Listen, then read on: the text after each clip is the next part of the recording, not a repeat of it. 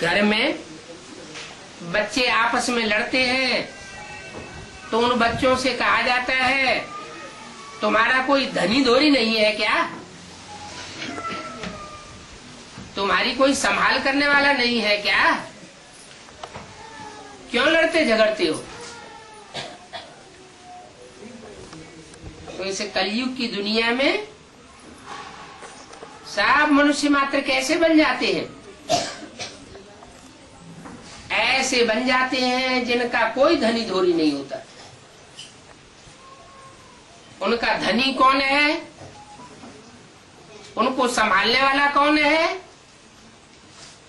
ये बात उनकी बुद्धि से बिल्कुल निकल जाती है। अब तो सारी दुनिया के मनुष्य मात्र लड़ते झगड़ते रहते हैं। अब माने कब? कलयुग अंत में सारी दुनिया निर्धन की हो चुकी है। किसी को अपने उस धनी का पता नहीं रहता। तब वो धनी आता है और आकर के अपना परिचय देता है। दुनिया तो ऐसी निर्धन की बनी पड़ी है जो एक दो का खून भी करते रहते हैं। इतनी लड़ाई मारा मारी करते हैं। माँ बाप भी एक दो का खून करते हैं। बाप आकर समझाते हैं ये काम विकार तुम्हारा महाशत्रु है, इसने ही तुमको निर्धन का बनाया।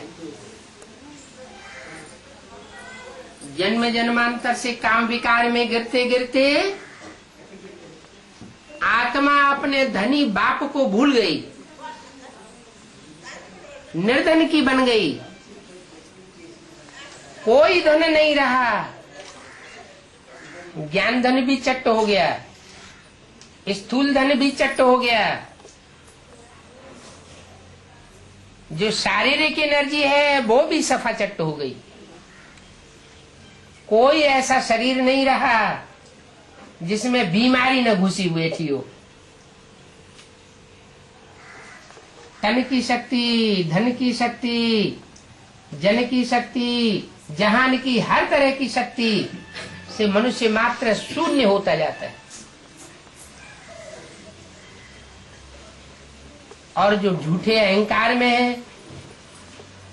कि हम तो बड़े भारी धनी हैं, उनको ये पता ही नहीं है कि आज उस धन का उनको अहंकार है और कल वो धन उनको ले डूबेगा। ऐसी दुनिया आने वाली है। इस पतन का मूल कारण क्या बताया? काम महाशत्रु। स्त्री पुरुष दोनों एक दो पर काम कटारी चलाते हैं। एक दूसरे के प्रति कामना करते हैं, इच्छा करते हैं। ऐसी ऐसी इच्छाएं करते हैं जिनकी पूर्ति का अंत होता नहीं। इसलिए आदि मध्य अंत दुख पाते हैं। अभी बाप सिखाने आए हैं कि बच्चे तुमको अविद्या सिखाता हूं, इच्छा मात्रम वाली। कि ये इच्छा मात्रम अविद्या क्या चीज है? ये काम विकार भोगने की जो इच्छा है, इसकी अविद्या हो जाएगी। कैसे हो जाएगी? जब तुम मेरे समान आत्मिक स्थिति धारण करेंगे। जैसे मैं ज्योति बिंदु आत्मा हूं, ऐसे तुम ज्योति बिंदु आत्मा अपने को स्मरण में लाते रहेंगे।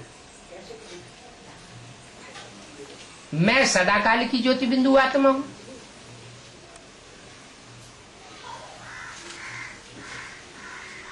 तुम भी ज्योति बिंदु आत्मा थे। जब आत्मा बने थे, संपूर्ण आत्मा बने थे, तो आत्माओं के लोक में जाकर के निवास करने लगे थे। जो मेरा धाम था वही तुम्हारा धाम था। तुम मेरे बच्चे बन गए थे।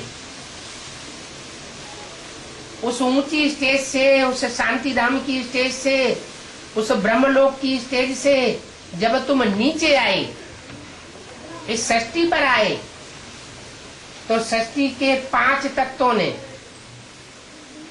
तुमको पकड़ लिया। जिन 5 तत्वों से तुम्हारा शरीर बनता है, जिस शरीर में जन्म जन्मांतर तुम आवेश करते आए, वो 5 तत्वों का शरीर तुमको अब तक जकड़ता चला है। तुम अपने को शरीर समझ बैठे, वो 5 तत्वों का पुतला समझ बैठे।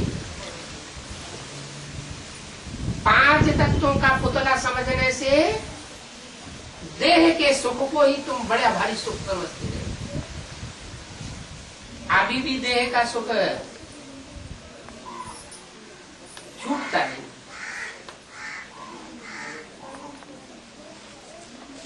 कितनी भी ज्ञान की पढ़ाई पढ़ाते हैं भगवान बाप आकर के, तो भी देह का ममत्व छूटता नहीं। इस दुनिया में सबसे जास्ती प्यार किसके साथ होता है? अपनी देह के साथ। फिर देह के जो भी संबंधी हैं, नंबरवार, उन संबंधियों से प्यार होता है, उनसे सुख भोगने की इच्छा होती है, नजदीक जाने की इच्छा होती है।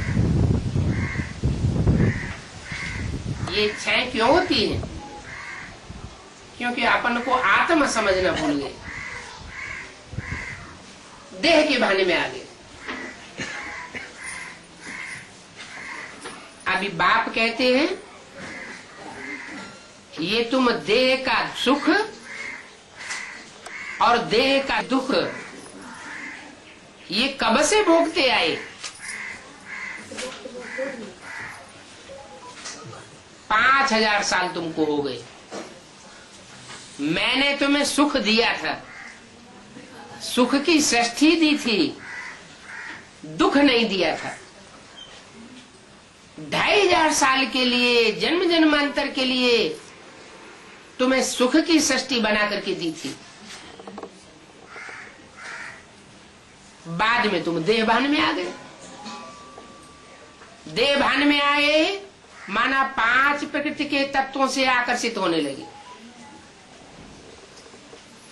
ये 5 प्रकृति के तत्व तुमको अपनी जकड़ में जकड़ ले गए। साथ साथ 5 विकार की भी उत्पत्ति होती है।